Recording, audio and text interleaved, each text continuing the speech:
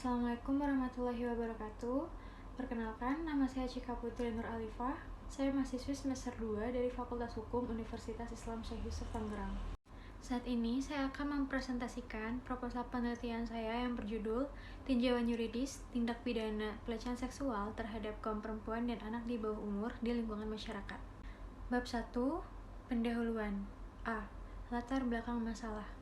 Seiring dengan kemajuan budaya, ilmu pengetahuan, dan juga teknologi, perilaku kehidupan manusia di dalam masyarakat justru semakin kompleks dan bahkan multikompleks. Salah satunya, hingga saat ini marak terjadi kasus tindak pidana pelecehan seksual terhadap kaum perempuan dan bahkan anak di bawah umur. Kejahatan pelecehan seksual terhadap seseorang merupakan suatu tindakan yang sangat tidak manusiawi, terutama tindak pemerkosaan. Mengingat betapa besarnya bahaya pelecehan seksual, maka pemerintah Indonesia menerapkan aturan hukum dan juga tindak pidana. Pelecehan seksual itu sendiri bukan suatu hal yang asing bagi telinga masyarakat Indonesia. Pelecehan seksual merupakan suatu kejahatan yang dapat mempengaruhi dan juga berdampak pada kerusakan fisik serta mental para korban.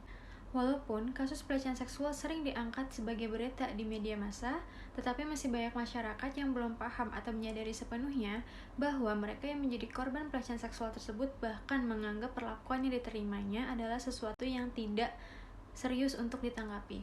Maraknya pelecehan seksual tersebut juga dapat membuat keresahan bagi para orang tua yang khususnya memiliki anak perempuan, baik yang sudah remaja, dewasa, atau bahkan masih di bawah umur. B. Rumusan masalah. Berkaitan dengan uraian yang sudah dijelaskan, maka saya mengidentifikasi beberapa permasalahan yang akan dibahas dengan rumusan masalah sebagai berikut. 1. Untuk mengetahui apa itu tindak pelecehan seksual beserta bentuk-bentuknya. Kedua, untuk mengetahui bagaimana faktor dan dampak terjadinya tindak pelecehan seksual. Yang ketiga, untuk mengetahui bagaimanakah penerapan hukum pidana dalam tindak pidana pelecehan seksual. C. Tujuan dan kegunaan penelitian. Tujuan penelitian ini dimaksudkan untuk mengetahui 1. Untuk mengetahui apa itu tindak pidana pelecehan seksual terhadap kaum perempuan dan juga anak di bawah umur. 2. Untuk mengetahui penerapan hukum pidana di Indonesia dalam tindak pidana pelecehan seksual. Adapun kegunaan penelitian ini adalah 1. Sebagai sumbangan pemikiran bagi pengembangan ilmu hukum pidana, khususnya mengenai tindak pidana pelecehan seksual yang marak terjadi di Indonesia. Kedua, sebagai sumbangan pemikiran atau masukan kepada pembaca dan juga masyarakat luas tentang bagaimana menangani apabila terjadinya tindak pidana pelecehan seksual. Bab 2. Tinjauan pustaka. A. Pengertian. 1. Tindak pidana. Tindak pidana adalah perbuatan yang melanggar larangan dan merugikan orang lain yang diatur oleh aturan hukum, dan jika hal tersebut terjadi dapat dikenakan sanksi pidana. Menurut Pipin Syarifin dalam Mukhlis R, perbuatan pidana merupakan suatu istilah yang mengandung suatu pengertian dasar dalam ilmu hukum pidana yang dibentuk oleh kesadaran dalam memberikan ciri tertentu pada peristiwa hukum pidana. Seseorang dapat dikatakan melakukan perbuatan pidana apabila perbuatan tersebut telah diatur dalam undang-undang sesuai dengan asas legalitas dalam pasal 1 ayat 1 KUHP yang berbunyi bahwa suatu perbuatan tidak dapat dipidana kecuali berdasarkan kekuatan tertentu perundang-undangan pidana yang telah ada. Hukum pidana berfungsi untuk mengatur tingkah laku masyarakat demi mewujudkan ketertiban, keadilan, perlindungan, kenyamanan, dan kesejahteraan masyarakat. Tindak pidana biasanya identik dengan kejahatan. Kejahatan itu sendiri merupakan suatu tindakan atau perilaku yang merugikan orang lain yang dapat melanggar aturan atau hukum. Menurut Feni dan kawan-kawan, secara umum, tindak pidana adalah perbuatan yang dapat menimbulkan kerugian seseorang bagi masa depannya, meninggalkan trauma, cacat mental, dan bahkan bisa mengambil nyawa seseorang. Tindak pidana yang dikemukakan oleh Van Hamel terdapat 5 unsur, yaitu yang pertama, pelaku dapat diancam oleh hukum dengan tuntutan pidana. Yang kedua, sangat berlawanan dengan hukum. Yang ketiga, kesalahan yang dilakukan oleh individu maupun kelompok. Yang keempat, pelaku harus bertanggung jawab atas segala kesalahan dalam tindakannya. Dan yang terakhir, sifat perilaku yang dapat harus dihukum. 2. Pelecehan seksual terhadap kaum perempuan dan anak di bawah umur. Pelecehan seksual adalah segala tindakan seksual atau kekerasan perilaku seksual yang tidak diinginkan. Permintaan untuk melakukan perbuatan seksual, tindakan verbal atau fisik, atau isyarat yang bersifat seksual, atau perilaku lain apapun yang bersifat seksual, yang membuat seseorang merasa tersinggung, terhina, dipermalukan, dan atau terintimidasi. Menurut Monandar dan Siti dalam Rian Alpian, pelecehan seksual merupakan tindakan memaksa seseorang ke dalam suatu hubungan yang berbau seksual tanpa persetujuan dari pihak korban, atau jika korban tidak menginginkannya, atau melakukan hubungan seksual dengan cara yang tidak wajar atau tidak disukai korban. Di dalam kasus kekerasan seksual tidak hanya menyerang pada fisik saja, melainkan secara tidak langsung dapat menyerang mental para korban. Dampak mental yang dapat dirasakan para korban ini sangat sulit dihilangkan dibandingkan pada luka fisiknya. Selain itu, dibutuhkan waktu yang cukup lama agar korban benar-benar pulih dari tindakan tersebut. Isu-isu mengenai tindak pelecehan seksual tidaklah asing lagi di telinga kita, karena hampir di setiap harinya terjadi kasus tindak pelecehan tersebut. Untuk tindak pidana pelecehan seksual itu sendiri tidak mengenal gender para korban, namun biasanya seringkali menjadi korban itu adalah kaum perempuan dan anak di bawah umur.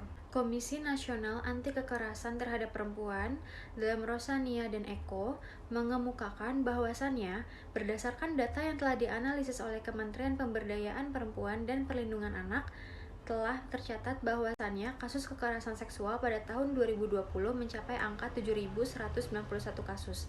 Sedangkan pada Juni 2021, dari Sistem Informasi Daring Perlindungan Anak dan Perempuan, kasus kekerasan seksual ini mencapai angka 1.902 kasus. Menurut Yusyanti dalam Rosania dan Eko mengatakan, sampai dengan saat ini pelecehan seksual di Indonesia masih banyak dirasakan oleh anak di bawah umur. Hal ini dapat diketahui melalui informasi baik dari media cetak maupun media elektronik.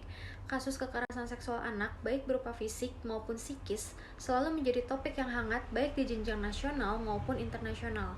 Karena kasus ini sudah terjadi sejak manusia ada di muka bumi dan akan terus terjadi di masa yang akan datang. Dari beberapa definisi pelecehan seksual, maka dapat disimpulkan bahwa pelecehan seksual merupakan perilaku atau tindakan yang mengganggu, menjengkelkan, dan tidak diundang oleh seseorang terhadap orang lain dalam bentuk perilaku yang berkonotasi seksual yang dilakukan secara sepihak dan tidak dikehendaki oleh korbannya. B. Bentuk-bentuk tindak pidana pelecehan seksual. Pelecehan seksual yang dihadapi ataupun dialami oleh korban ada banyak bentuknya, mulai dari kontak fisik secara sembunyi-sembunyi atau bahkan ajakan yang dilakukan secara terang-terangan dan komentar yang berkonotasi seksual, baik secara langsung ataupun tidak langsung, misalnya melalui media sosial. Berikut 5 bentuk tindakan pelecehan seksual. 1. Pelecehan seksual secara verbal, yaitu ucapan verbal atau komentar yang tidak diinginkan tentang kehidupan pribadi atau bagian tubuh atau penampilan seseorang, termasuk lelucon dan komentar yang mengandung unsur seksual. 2. Pelecehan seksual secara nonverbal, yaitu suatu bentuk pelecehan dengan bahasa tubuh atau isyarat, seperti menatap berulang-ulang kepada bagian tubuh sensitif korban, menunjukkan alat kelamin kepada halayak umum, ataupun gerak-gerik seksual lainnya. 3. Pelecehan seksual secara fisik, yaitu bentuk pelecehan seksual yang langsung bersentuhan melalui fisik. Bentuk pelecehan ini sangat ekstrim karena biasanya dilakukan oleh pelaku dalam keadaan memaksa dan tanpa persetujuan dari korban. Bentuk pelecehan ini dapat berupa pemerkosaan, mencium, ataupun memeluk tanpa izin dan juga menempelkan tubuh atau sentuhan fisik lainnya. 4. Pelecehan seksual secara visual, yaitu bentuk pelecehan melalui media elektronik. Bentuknya dapat berupa memperlihatkan konten pornografi seperti foto, poster, gambar kartun, video, dan lainnya. Dapat berupa juga pelecehan melalui pesan yang dikirim melalui email, pesan singkat, dan media lainnya. 5. Pelecehan seksual secara psikologis atau emosional, yaitu bentuk pelecehan di mana pelaku terus-menerus melakukan permintaan atau ajakan-ajakan yang tidak dikehendaki atau diinginkan oleh korban. Hinaan dan celaan yang bersifat seksual sehingga membuat korban merasa ketakutan, tidak nyaman, dan trauma karena terancam psikologisnya. Menurut Linus, dalam jurnal yang ditulis oleh Mas Liha pada tahun 2006 dalam Ivonoviana, kekerasan seksual yang terjadi kepada anak di bawah umur, tindakan tersebut meliputi mencium ataupun menyentuh organ sensitif pada anak, tindak pemerkosaan atau pencabulan terhadap anak, mempertontonkan media atau alat pornografi, serta menunjukkan alat kelamin pada anak dan lain sebagainya. Kekerasan seksual atau yang bisa disebut dengan sexual abuse adalah bentuk penganiayaan yang terbagi dalam 2 kategori berdasarkan menyatakan identitas sang pelaku, yaitu sebagai berikut. 1. Familial abuse. Incest termasuk ke dalam kategori familial abuse, yang merupakan pelecehan seksual yang dilakukan oleh pelaku ke korban, namun mereka masih dalam hubungan darah dan bagian dari keluarga, termasuk juga seseorang yang menjadi wali atau pengganti orang tua, misalnya orang tua sambung, kekasih, dan juga pengasuh yang dipercaya untuk merawat anak. 2. Extrafamilial abuse. Pada kategori ini, pelaku biasanya orang dewasa yang dikenal dan mempunyai relasi pada korban. Kemudian, pelaku membuat korban untuk masuk ke dalam situasi yang mengarah kepada situasi di mana pelecehan tersebut dilakukan dengan cara membujuk korban dan juga menjanjikan sebuah imbalan kepada korban yang tidak pernah korban dapatkan dari keluarganya. Penerapan hukum pidana terhadap tindak pidana pelecehan seksual. Menurut Hanafi, perlindungan hukum merupakan segala upaya untuk mewujudkan hak dan memberikan bantuan untuk membuat korban merasa aman. Perlindungan hukum bagi korban kejahatan dapat direalisasikan dengan berbagai bentuk, seperti melalui pemberian restitusi, kompensasi, bantuan medis, dan juga bantuan hukum. Perlindungan hukum dalam bahasa Inggris disebut legal protection, dan dalam bahasa Belanda disebut rechtsbescherming. Dalam hal ini, negara sebagai pemerintah memiliki peran yang besar untuk bertanggung jawab penuh terhadap keamanan dan kenyamanan masyarakatnya, termasuk melindungi kaum perempuan dan anak di bawah umur, serta menjamin masa depan anak yang merupakan aset bangsa sebagai generasi penerus bangsa. Oleh karena itu, pemerintah bertanggung jawab dalam melindungi kaum perempuan serta anak di bawah umur dari korban pelecehan seksual. Tindak pidana pelecehan seksual sudah diatur di dalam peraturan perundang-undangan di Indonesia untuk meminimalisir tingkat kejahatan pelecehan seksual. Dalam peraturan perundang-undangan di Indonesia disebut sebagai pencabulan. Oleh sebab itu diatur dalam pasal 289 KUHP yang berbunyi, barang siapa dengan kekerasan atau ancaman kekerasan memaksa seseorang untuk melakukan atau membiarkan dilakukan suatu perbuatan cabul, diancam karena melakukan perbuatan yang menyerang kehormatan kesusilaan, diancam dengan pidana paling lama 9 tahun. Selain itu, tindak pidana pelecehan seksual dalam bentuk kekerasan dan ancaman terhadap anak di bawah umur diatur dalam Undang-Undang Nomor 35 Tahun 2014 tentang perubahan atas Undang-Undang Nomor 23 Tahun 2002 tentang perlindungan anak sebagai berikut. 1. Pasal 76D yang berbunyi, setiap orang dilarang melakukan kekerasan atau ancaman kekerasan, memaksa anak melakukan persetubuhan dengannya atau dengan orang lain. 2. Pasal 76E yang berbunyi, setiap orang dilarang melakukan kekerasan atau ancaman kekerasan, memaksa, melakukan tipu muslihat, melakukan serangkaian kebohongan, atau membujuk anak untuk melakukan atau membiarkan dilakukan perbuatan cabul. 3. Pasal 81 ayat 1 yang berbunyi, setiap orang yang melanggar ketentuan sebagaimana dimaksud dalam pasal 76D dipidana dengan pidana penjara paling singkat 5 tahun dan paling lama 15 tahun dan denda paling banyak 5 miliar rupiah. 4. Pasal 81 ayat 2 yang berbunyi, ketentuan pidana sebagaimana dimaksud pada ayat 1 berlaku pula bagi setiap orang yang dengan sengaja melakukan tipu muslihat, serangkaian kebohongan, atau membujuk anak melakukan persetubuhan dengannya atau dengan orang lain. 5. Pasal 81 ayat 3 yang berbunyi, dalam hal tindak pidana sebagaimana dimaksud pada ayat 1 dilakukan oleh orang tua, wali, pengasuh anak, pendidik, atau tenaga kependidikan, maka pidananya ditambah sepertiga dari ancaman pidana sebagaimana dimaksud pada ayat 1. 6. Pasal 82 ayat 1 yang berbunyi, setiap orang yang melanggar ketentuan sebagaimana dimaksud dalam pasal 76E dipidana dengan pidana penjara paling singkat 5 tahun dan paling lama 15 tahun dan denda paling banyak 5 miliar rupiah. 7. Pasal 82 ayat 2 yang berbunyi, dalam hal tindak pidana sebagaimana dimaksud pada ayat 1 dilakukan oleh orang tua, wali, pengasuh anak, pendidik, atau tenaga kependidikan, maka pidananya ditambah sepertiga dari ancaman pidana sebagaimana dimaksud pada ayat 1. Seperti ulasan berikut merupakan beberapa peraturan perundang-undangan di Indonesia yang mengatur hukum tindak pidana pelecehan seksual, dan sangat diharapkan dengan penerapan sanksi tersebut dapat memberikan efek jera bagi pelaku sehingga dalam meminimalisir kejadian tindak pidana pelecehan seksual dapat terrealisasikan. D. Dampak-dampak terjadinya tindak pidana pelecehan seksual. Tindak pelecehan seksual dapat terjadi oleh siapapun. Hal tersebut tidak mengenal ras, usia, status perkawinan, status sosial, pendidikan, pekerjaan, dan lain sebagainya. Bahkan anak di bawah umur pun dapat mengalami tindak pelecehan seksual, yang mana seharusnya anak merupakan aset bangsa dan merupakan generasi penerus yang berpotensi dan berperan penting dalam kemajuan dan perkembangan bangsa yang akan datang. Tindak pelecehan seksual dapat terjadi di mana saja, seperti di rumah, di sekolah atau di kampus, di tempat bekerja, di pusat perbelanjaan seperti pasar atau mal, di tempat umum seperti halte bus, dan berbagai tempat lainnya. Tindak pelecehan seksual memiliki dampak-dampak yang sangat besar bagi korbannya, baik secara fisik maupun mental. Berikut dampak-dampak tindak pelecehan seksual. 1. Luka fisik. Biasanya, pelecehan seksual seperti pemerkosaan identik dengan kekerasan fisik yang dapat menyebabkan luka internal ataupun pendarahan pada korban. 2. Trauma. Tindak pelecehan seksual dapat menyebabkan trauma yang mendalam bagi korban. Karena hal tersebut, korban jadi merasa ketakutan dan was-was terhadap lawan jenis. Selain itu, korban jadi enggan untuk berpergian sendiri. 3. Stres dan depresi. Setiap korban yang mengalami tindak pelecehan seksual pasti mengalami stres dan depresi. Hal tersebut dapat mengganggu fungsi dan perkembangan otaknya. Selain itu, korban yang mengalami stres dan depresi biasanya lebih memilih untuk menyendiri dan bahkan tidak jarang juga memilih untuk bunuh diri. 4. Penyakit menular seksual. Dalam hal ini dapat terjadi apabila korban tidak dilecehkan oleh satu orang saja, melainkan 2 orang atau bahkan lebih. 5. Dikucilkan oleh masyarakat. Hal tersebut masih banyak terjadi di lingkungan masyarakat. Salah satu penyebabnya adalah karena minimnya pengetahuan akan pendidikan seksual, dan banyak dari mereka juga yang mengetahui ada korban pelecehan seksual tidak segan untuk mengucilkannya, karena bagi mereka hal tersebut merupakan sebuah aib yang memalukan. Sedangkan seharusnya hal tersebut dihindari, karena bagaimanapun korban memerlukan dukungan moral serta motivasi untuk bangkit dan melanjutkan kehidupannya.